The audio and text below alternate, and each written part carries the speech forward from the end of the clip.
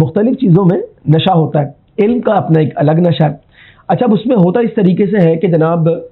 دیگر چیزوں کے جو نشے ہوتے ہیں وہ علم کے ذریعے دور ہو جاتے ہیں، جیسے اقتدار کا نشہ جناب ایسا ہی ہے۔ لیکن جب انسان کو علم آ جاتا ہے اور وہ حقائق کو جان لیتا ہے، وہ کہتا نہیں جناب اب اس سے جو ہے وہ ٹھہر جانا چاہیے، بچ جانا چاہیے، اور لوگ بچ بھی جاتے ہیں۔ لیکن علم کا نشہ ایسا ہے کہ جب اس میں آدمی بدمست ہو جائے تو پھر اس کے بعد اس کا باہر آنا یہ ممکن نہیں ہوتا۔ وہ کہتے ہیں نا کہ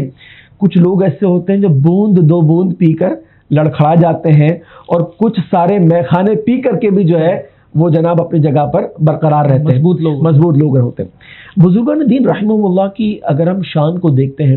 تو ہمیں یہ نظر آتا ہے کہ جناب ان کے دلوں کے اندر علم کے سمندر موجزن ہوتے ہیں، ٹھاٹے مار رہے ہوتے ہیں، لیکن عاجزی اور انکساری کا حال ایسا ہوتا ہے کہ وہ اپنے آپ کو ایک ادنا طالب علم شمار کرتے ہیں۔ اور جو فی زمانہ ایک سلسلہ ہم دیکھتے ہیں جناب، کسی کو کوئی ڈگری مل گئی یا کسی نے کچھ کتابیں پڑھ لیں، یا بالفرض کوئی کسی کتاب کا لکھاری بن گیا، ایک آدھ کتاب کوئی لکھ دی، اب اس کے بعد جناب وہ ورلڈ لیول پر کام کر رہا ہے، قدم اس کے زمین پر ٹکتے نہیں ہیں۔ تو میں سمجھتا ہوں کہ یہ اس قسم کا علم کا جو نشہ ہے یہ نہیں بدمست لوگوں کو کر دیتا ہے، تو کیسے انسان اپنے آپ کو اس سے بچا سکتا ہے، اس سے باہر آ سکتا ہے؟ بہت اچھا آپ نے پوائنٹ جو ہے وہ ریز کیا ہے۔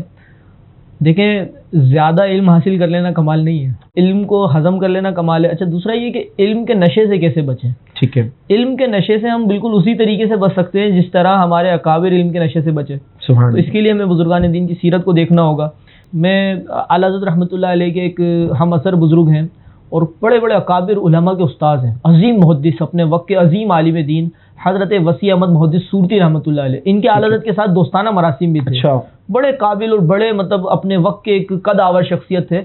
آپ کا یہ واقعہ ملتا ہے کہ جب آپ تدریس کے لیے بیٹھتے تھے، ایک قدیم طرز کا جو ہے بستہ آپ اپنے ساتھ رکھا کرتے تھے۔ لوگ بڑے حیران ہوتے تھے کہ اس بستے میں کیا راز ہے، صحیح ہے، تو بسا اوقات لوگ سوال بھی کرتے تھے، حضرت بہت کم ہی اس راز کو افشا کرتے تھے۔ تو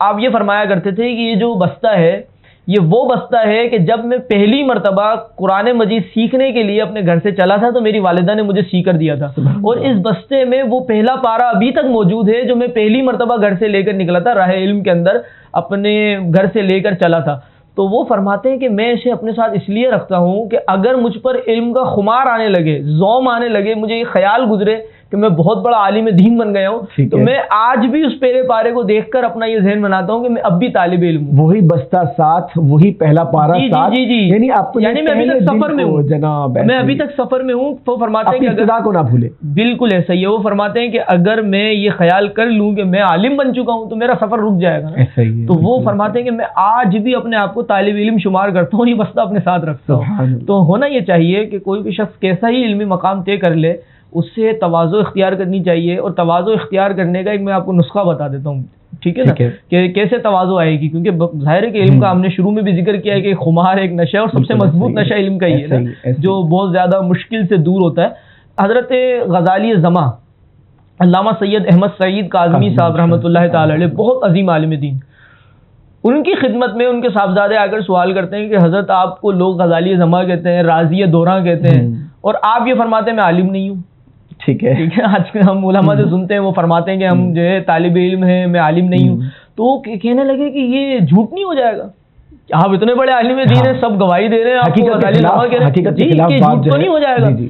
تو وہ فرمانے لگے کہ بات دراصل یہ ہے، جو لوگ مجھے غزالی زماں کہتے ہیں، راضی دورہ کہتے ہیں، وہ اپنے مبلغ علمی کے اعتبار سے جب مجھے دیکھتے ہیں تو مجھے ایسا کہتے ہیں، تو وہ مجھے بہت اوپر پاتے ہیں، ظاہر ہے، تو وہ مجھے کہتے ہیں کہ آپ غزالی زماں ہیں، راضی دورہ ہیں، اور جو دیگر القابات استعمال کرتے ہیں۔ لیکن جب میں اپنے اکابر کی طرف دیکھتا ہوں، ٹھیک ہے، جب میں اپنے بزرگوں کی طرف دیکھتا ہوں تو مجھے پھر یہ خیال گزرتا ہے کہ میرا علم تو کچھ بھی نہیں ہے، بالکل میرے بزرگوں کا علم کے مقابلے میں ان کی جو ہے مہارت کے اعتبار سے، تو میں ان کا اعتبار کرتے ہوئے کہتا ہوں کہ میں عالم نہیں ہوں۔ یعنی زاویہ نظر کی اگر درستی ہو رہا انسان کے پاس تو انسان جھوٹ میں بھی مبتلا نہیں ہو رہا، وہ بھی حقیقت ہے کہ جناب علم کے اس سمندر کے اندر بڑے سے بڑے تیراک ہیں۔ ہم اللہ تعالیٰ سے دعا کرتے ہیں کہ رب کریم ہمیں علم نافع عطا فرمائے، اس پر عمل پیرا ہونے کی توفیق عطا فرمائے، اور کبھی ایسا نہ ہو کہ ہم علم کی بنیاد پر اپنے آپ کو دوسروں سے بڑا سمجھیں، کیونکہ یہ وہ تباہی ہے جس نے بڑے بڑوں کو ہلاک کر دیا۔ اللہ تعالیٰ ہمیشہ ہمیں اپنے حفظ و امان میں رکھے۔